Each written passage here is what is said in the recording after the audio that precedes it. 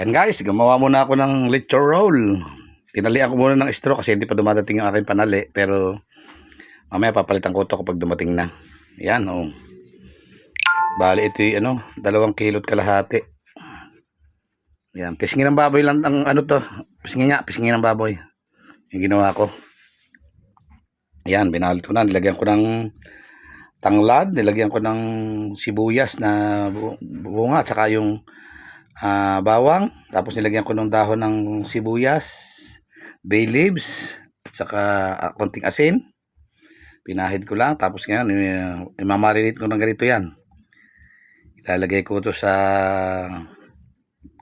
rep para ma-absorb yung mga lasa sa karne. Absorb niya. Ayan guys, para mamaya pagluto ko ay maging maayos to. Kaya palalamigin ko muna ito sa rep para stock muna doon. Habang inaantay ko yung pantali ko talaga kasi baka masunog to eh. Plastic pa naman to. Kaya papalitan ko mamaya ito ng talagang pantali. Order na ako at mamaya ang dating.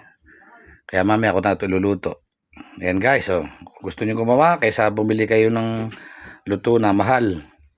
Nasa 1.6, wala pang 1 kilo eh, samantalang ito magkano lang to, 2 kilot kalahati ito. Yan, wala pang 500 ang magagastos mo. Malaki ka ng lechon roll. Ayan guys, kasing haba nung ng sangkalan. Yan guys, salamat.